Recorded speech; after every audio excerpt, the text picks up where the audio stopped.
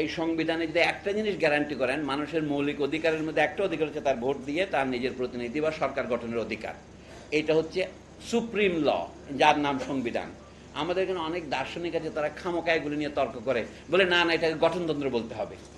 এর পরের অংশ হচ্ছে সরকারের যে তিনটি অঙ্গ, আমরা বলি রাষ্ট্রের তিনটি অঙ্গ, একটা হচ্ছে সরকার বা এক্সিকিউটিভ, আরেকটা হচ্ছে পার্লামেন্ট যেটা সরকার গঠনের ভিত্তি, আরেকটা হলো বিচার ব্যবস্থা।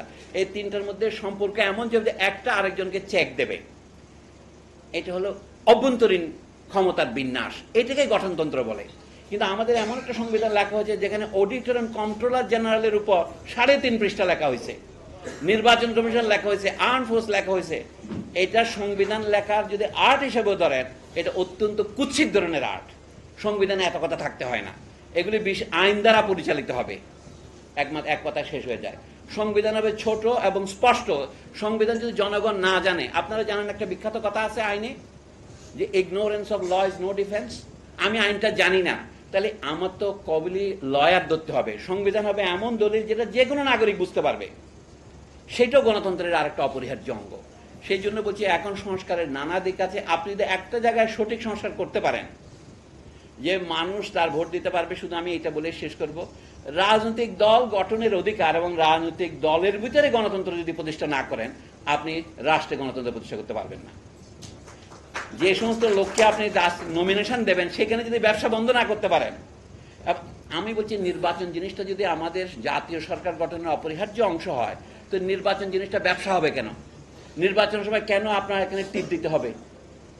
আমেরিকানরা যদি তাদের দেশের ভিতরে লোকরাই ভোট দিতে পারে, আমাদের বাসদের এই দলের মধ্যে কেন থাকবে প্রবাসীদেরকে ব্যালটে ভোট দেওয়ার অধিকার দিতে হবে? শুধু প্রবাসীদের কেন, আমাকেও ব্যালটে ভোট দিতে হবে। আমি ভোট কেন্দ্রে গিয়ে মারামারি করতে চাই না, আমার ভোট আমি ব্যালটের মাধ্যমে দেব, এবং আমার ভোট হয়েছে কিনা সেটা ওখানে রেজিস্টার দাগ উঠবে, আমি ভোট দিয়েছি কিনা, এটা রেকর্ড হয়েছে কিনা, আমার কাছে সেটা ইনফরমেশন আসবে। টেকনোলজির জন্য এটা সম্ভব। অর্থাৎ ইচ্ছা থাকলে উপায় হয়, ইচ্ছা যে নাই, কেন নাই, সেটা হচ্ছে এই স্বৈরতন্ত্র অব্যাহত রাখার জন্য চতুর্দিকে শক্তিগুলি সক্রিয়। এবং সবচেয়ে বড় শক্তি হচ্ছে এই জায়গা টাইপের শক্তিগুলি, ওয়ার্ল্ড ব্যাংকের শক্তি। তারা আমাদের শিক্ষা ব্যবস্থাকে সম্পূর্ণ ধ্বংস করেছে। আপনারা আপনাদের কোনো লজ্জা করে না?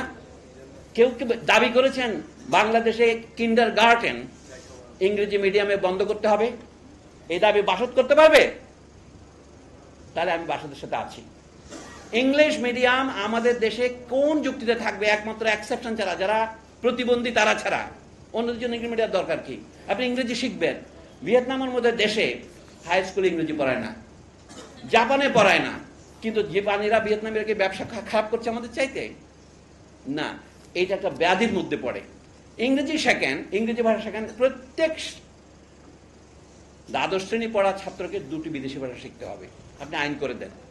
কিন্তু মিডিয়াম অফ ইনস্ট্রাকশন, বক্তৃতার ভাষা কেন বিদেশি ভাষা হবে? আমি তো ইউনিভার্সিটিতে পড়াচ্ছি আজকে প্রায় 40 বছর। এটা মহা একটা রণ সংগ্রাম।